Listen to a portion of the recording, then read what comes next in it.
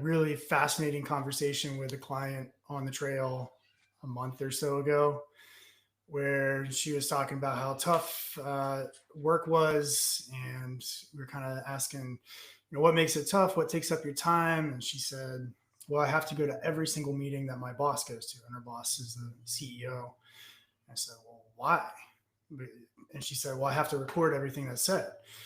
And I'm like, "Oh, I can help out. Like AI does that. You can use Otter or like all kinds of tools that will record everything that you say." And she's like, "Nope, it's not good enough. It has to be me." And it just seemed absurd to me to spend 7 hours every day in meetings when she's got a whole other work day to do. She's finishing her work up at 10 p.m. every day. And I asked, like, "Are you starting to feel burned out?" She's like, "Oh, I've been burned out for 5 months." And that's not Wow. really what you want to hear. And we think, all of our clients are asking, "How do I say no? How do I manage up?" We think this is a good solution to how to prevent that, because bosses don't want to burn out their best employees either. But sometimes you got to say no loudly, or at least assertively, for a boss to hear it. Otherwise, bosses just assume that you're good. So that's what we're talking about today. We're excited about it. Tyler, I'm going to throw it over to you because the Yeah. devil's in the details. Yeah, I think this is a fascinating topic, and it's one where uh I feel like we can talk about it a lot, but when it comes down to the actual practical application, there's so many directions it can go. And I had a group up in Montana recently, a very hardworking and motivated team. They clearly wanted more. Their director cared a lot about them, gave them a ton of freedom and trust, but the team actually wanted more feedback and mentorship. And they kept using the term strategic direction, and like we can talk maybe in another podcast about strategy, but and info from hire to help them with their decisions, to help them do a better job. So it's almost like an opposite kind of scenario there, where they felt like the boss had a little too loose a hold on the reins. But there was clearly a very hardworking group, and they were motivated for more. So we spent quite a bit of time talking about, like, well, how do we bring that feedback back up to the boss? It's one thing to give it to each other as teammates. It's another thing when you're talking to somebody who's writing your performance evaluation, perhaps influencing promotions and raises and things like that. So I think it's a very important topic.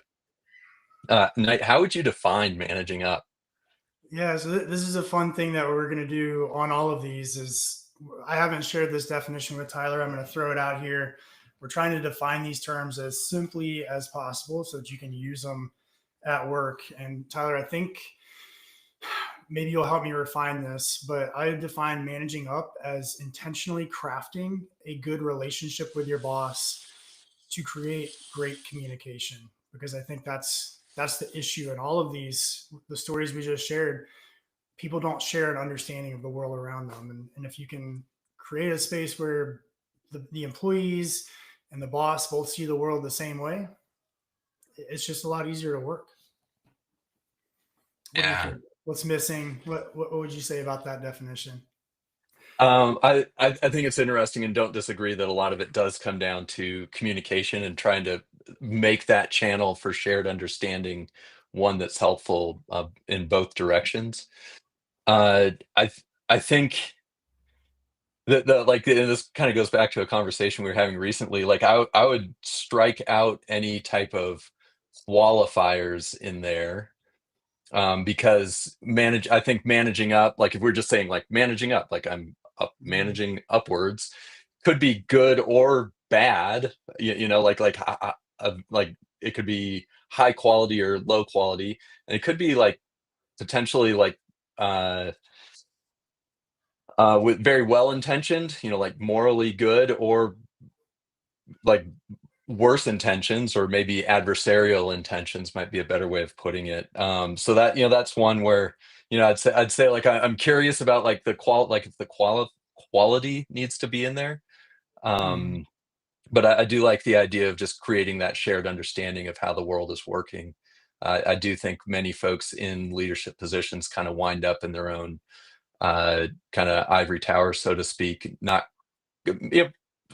by necessity, losing track of what's going down down in the weeds. Yeah, interesting.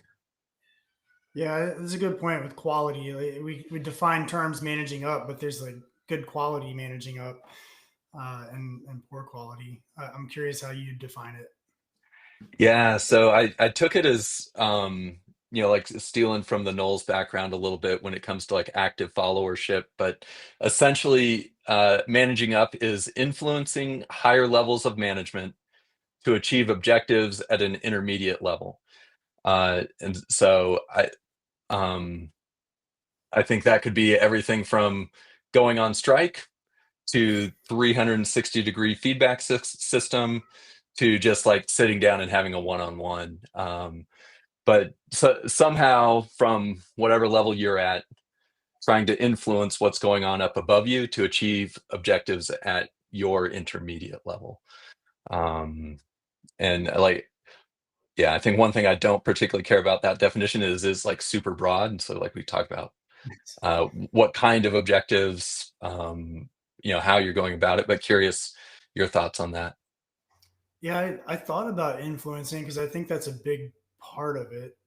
But I really think sometimes just having a good relationship with your boss, A, does influence inherently Yeah. what the boss does. You know, if the boss has to rack and stack five people for a promotion and they like you, they're probably going to put you on top of that stack, provided that you're doing a good job.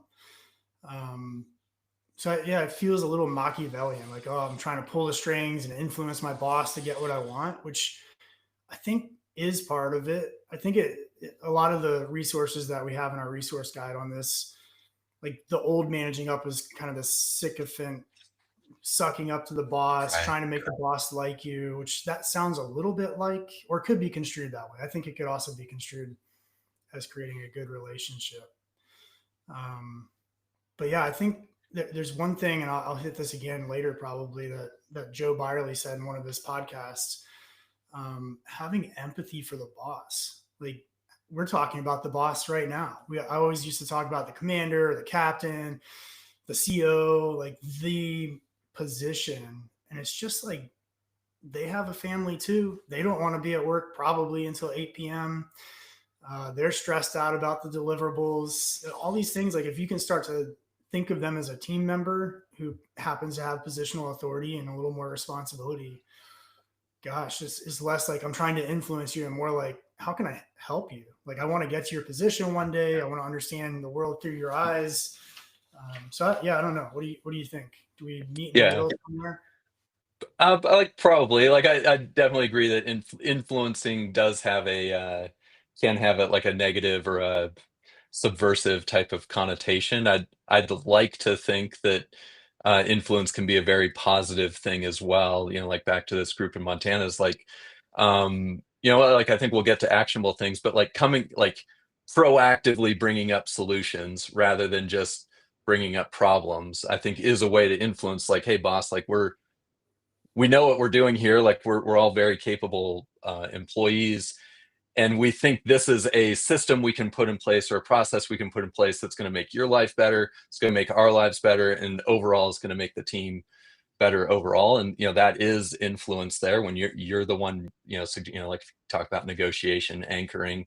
Like if you're the one bringing up the solution, that is influence. And yeah, 100% with you. Like words have not only meaning but connotations as well. So uh yeah, I think maybe our approach is we generally like to think that it's a like we're approaching this from a positive means and a way to like build relationship and build overall performance on the team rather than an adversarial um type approach. So you know um What do you think yeah. about this? Because as a junior officer in the Navy, as a midshipman at the Naval Academy, like a lot of my time in my career, I thought like, oh, I don't want to talk about myself. I don't want to like pump myself up or highlight my achievements because it's prideful. It's not like part of the team. I'm not leading from the front. I'm being selfish. And I kind of realized, and I used to coach midshipmen when I was back there teaching,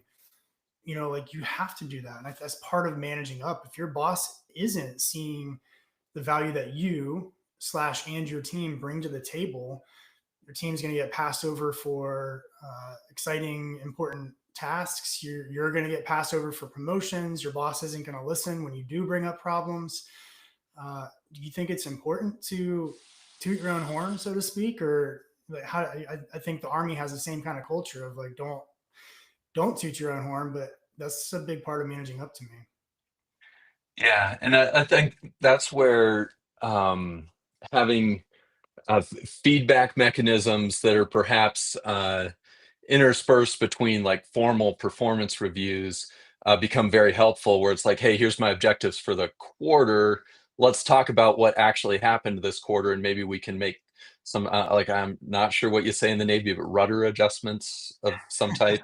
Um, it, along the way before we get to the point where it's like full blown performance review that's going into some HR file or something like that. But those can become very black and white, where it's like, hey, this quarter we wanted to do these things, we got this far along on them, and did we not get further because it's a, a leadership issue with me at the, intermediate manager team leader level, or do I need different technical capabilities on my team to be able to move closer to those goals that we set? I think it can become more black and white if you have it written down, and if you're having those discussions um, more frequently. I think quarterly is a great space, but that keeps it from the end of the year having to feel like, well, yeah, we did all this cool stuff, but like what happened back in February?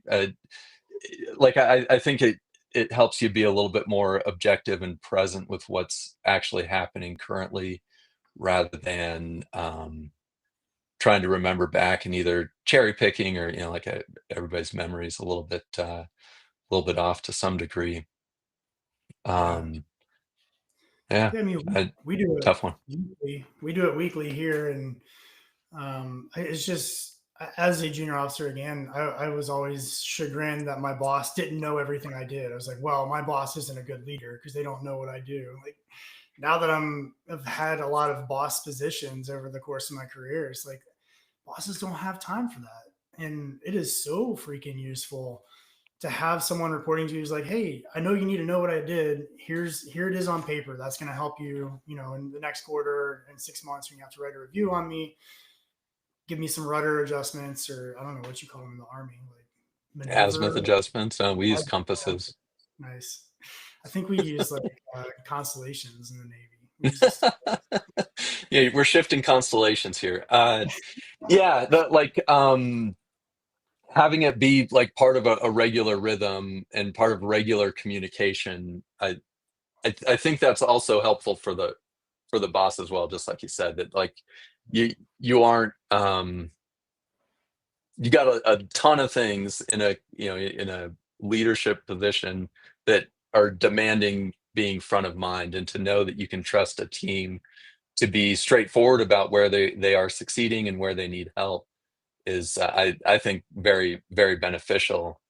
And it's not like, I imagine being at the, at that lower level, having to, like feel like you're complaining all the time, or like I can't, like, we need this, we need that, we need the other thing.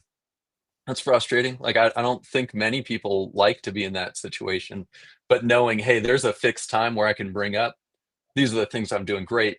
These are the things where I could use some help. And by the way, I've had a little bit of time to think about what type of help would be most beneficial, whether that's a new process, a new capability, or something like that on the team to help us reach our objectives, which if if you're doing it right, that team's objectives are part of the boss's overall objectives, right? So if you're bringing up ways that, hey, if you get me this, I can, help you meet your objectives, it's a more helpful conversation, even if it's not something where you're demanding resources, but just, hey, let's set aside an hour every quarter to make sure we're talking about these things explicitly, rather than hoping that they come up at some point in the midst of the day-to-day knife fight.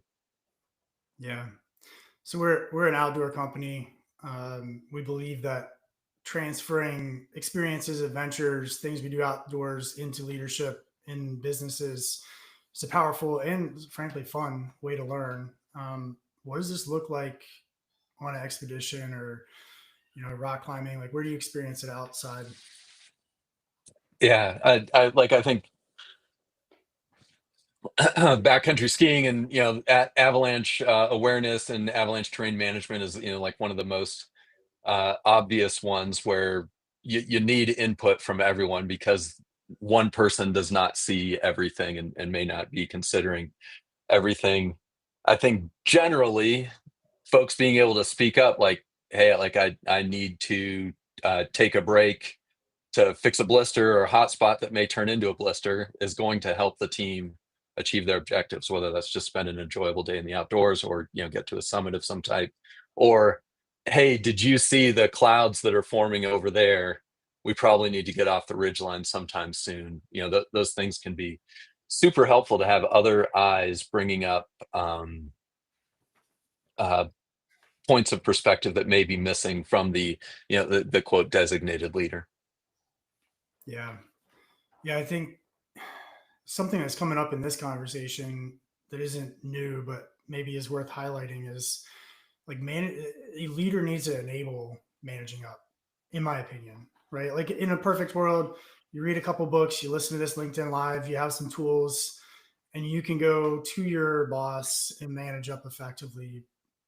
But it's much better if it's a two-way street where the boss is saying like, hey, once a quarter we check in, here are the 5 questions I'm going to ask you. I need to know everything you did in the quarter so that I have a good visibility on how you're performing and how to rack and stack people for promotions, for next assignments, all that kind of thing. Like, this is what this looks like. Here's what quality looks like. Here's what, just getting together. Like, you have anything? No, I don't. All right, cool. Like, all right, let's get back to work. Like, that's poor quality quarterly meeting. Good quality means we answer these questions. We have a frank and useful conversation. And if we're not, we're going to dig deeper until we do. But then it's not, everybody thinks about and talks about managing up. We all kind of opine that the leader isn't managing that, and maybe the leader ought to be. What do you think? 100%. This, as you were talking about that, that way of going about it from a leadership perspective, like all I was thinking about was like out in the outdoors. Certainly, I know you and I have been with folks like this, and frankly, I probably have been that guy. Well, I know I've been that guy before, where you aren't necessarily setting a environment on the hike that you're on the climb, on the ski for folks to speak up. It's more of a like, hey, suck it up and keep moving. Like I, don't want to hear it. But as like a trip leader or even somebody with that expert halo around them, like acknowledging that my experience and my perspective is incomplete, and it will be more complete if I have input from those others on the team. It- and bringing that up from the top down, I think that's the gold standard right there. And I've seen it happen in the outdoors where folks that are leading the trip are able to set the conditions for folks to speak up. And like we know it with guiding and working with clients, oftentimes you have to like over and over and like, hey, listen, folks, if you do not speak up about a hot spot that we can fix in about 30 seconds, um, the trips can be a lot less enjoyable for everyone. So sometimes it almost takes quite a bit of cajoling and encouragement. I think anyone who's been in a leadership position knows you usually have to say things around 100 or 200 times before folks actually trust that, like, yes, I can bring up a problem. And it'll be, yeah, I mean, like, but we're talking about psychological safety here, like, and that, that I bring up will be received in a way that's positive rather than being seen as complaining or negative. Yeah, let me see if I can get a definition of psychological safety. Of course, correct me if I'm off here, but it's that collective feeling that it's okay to take interpersonal risks. That means speaking up if you see thunderstorms on the ridgeline, or speaking up if you think a strategy maybe isn't going to get the team where they need to go. admitting that you made a mistake, admitting that, hey, I forgot my water on the trail, or maybe admitting that you're not quite where you want to be on a project and it's going to impact your teammates in a certain way if you don't tell them that.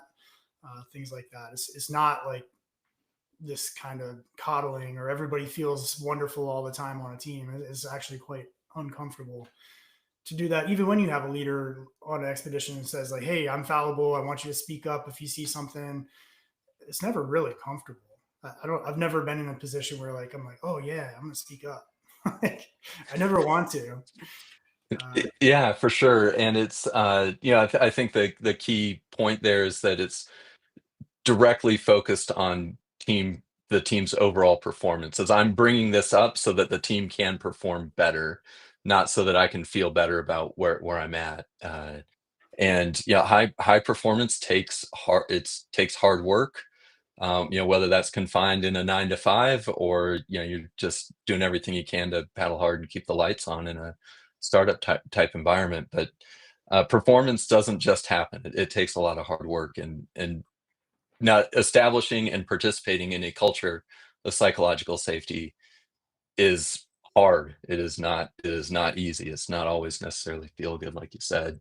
And much like uh, setting an environment where folks are willing to give you feedback, manage up, if you will. Setting that environment of overall psychological safety is like I'd pin it 100% on the leader to make that happen. And then I think the big question is like, if the leader's not doing that, what does the team do? Yeah.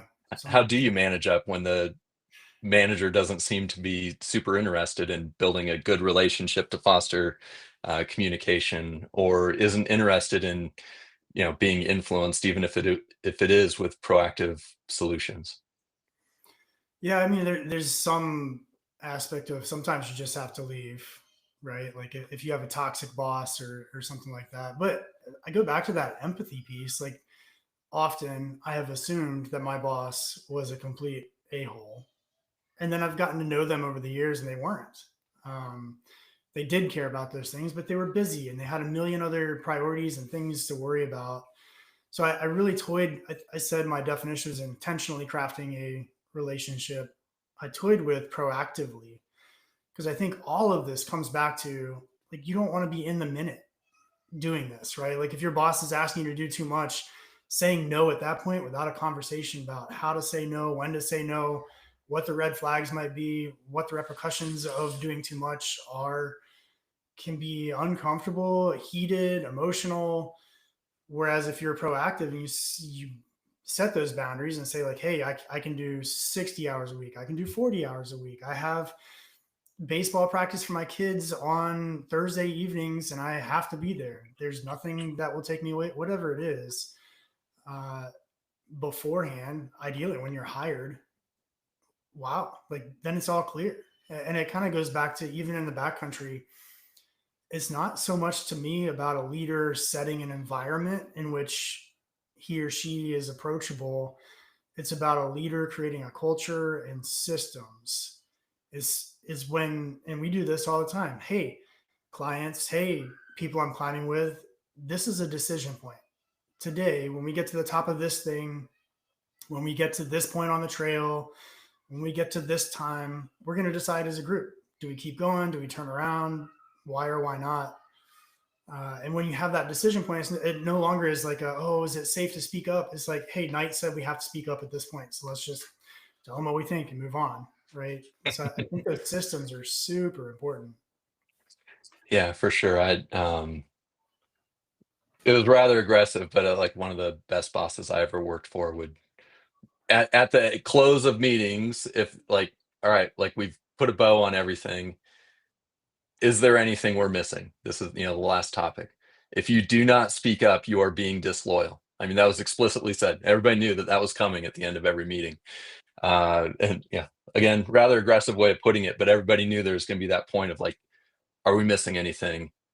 I'm going to have a chance to speak up if I think there's something that we've missed.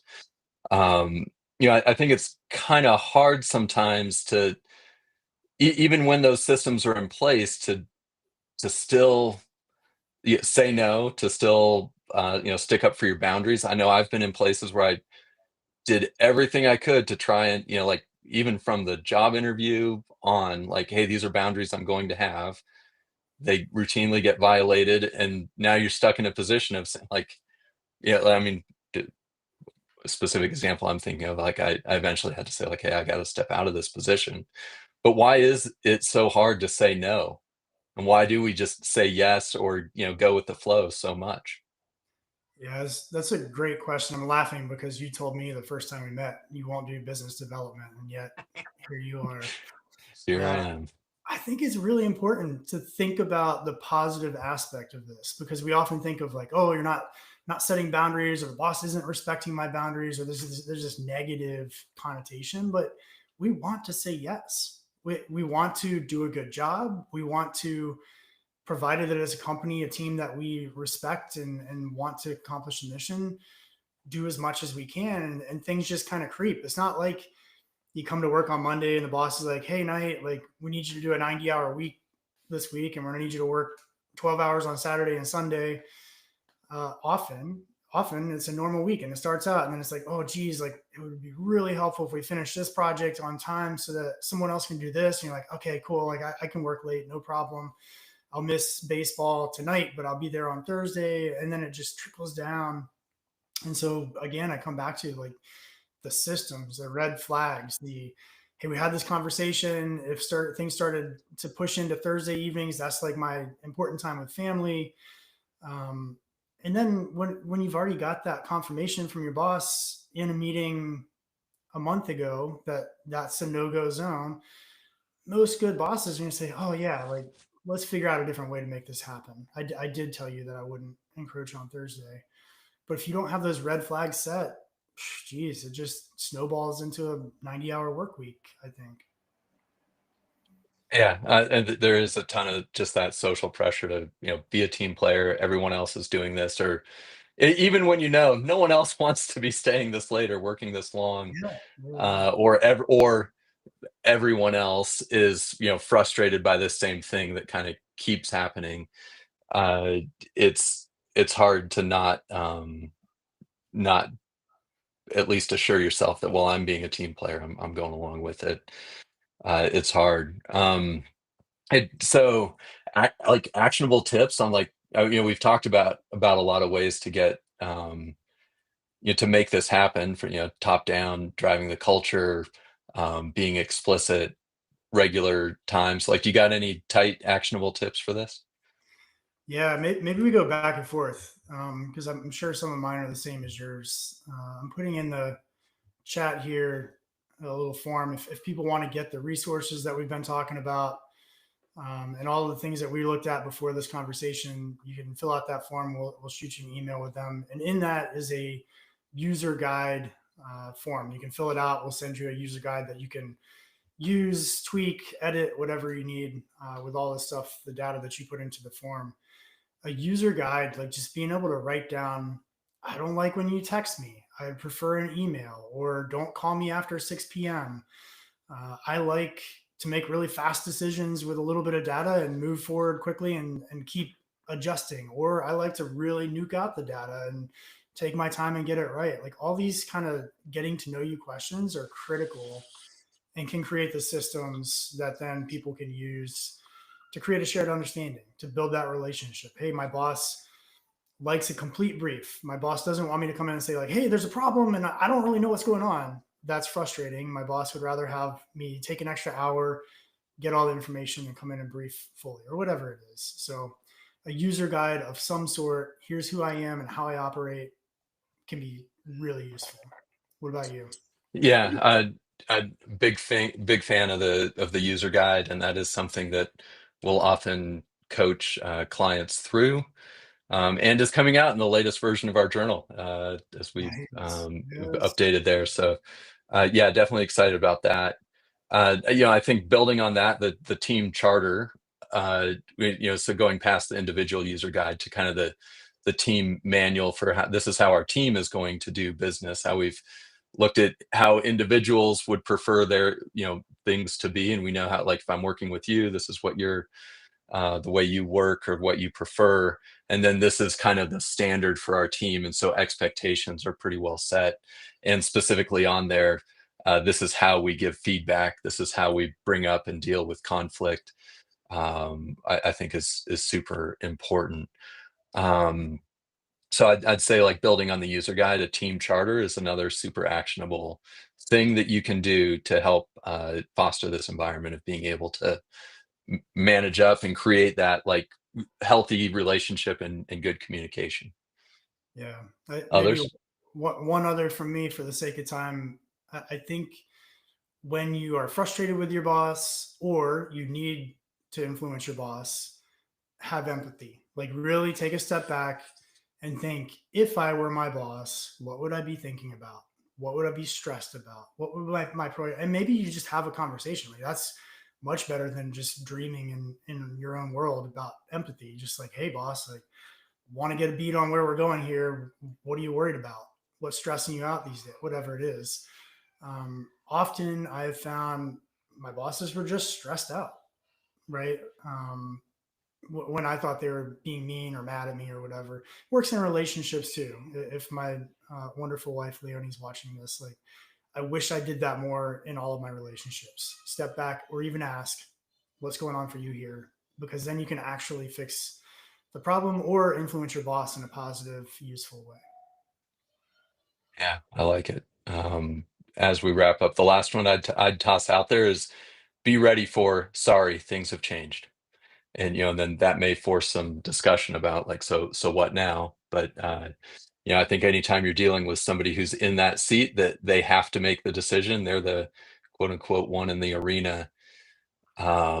Sometimes they're going to have to say sorry, things aren't going to be that way. And hopefully you're able to then work through, so what does that mean now if things have changed from those agreements that we've set. But I totally agree that having empathy both ways for sure, but having empathy and managing up is very helpful way to approach it.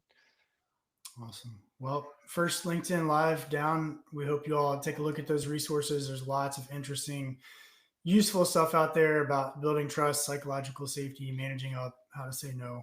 Um, Tyler, this is fun as I anticipated. I look forward to the next one. Yeah, sounds good. I can only imagine getting better at this from here, but thanks for setting it up, Knight. Awesome. Have a good one.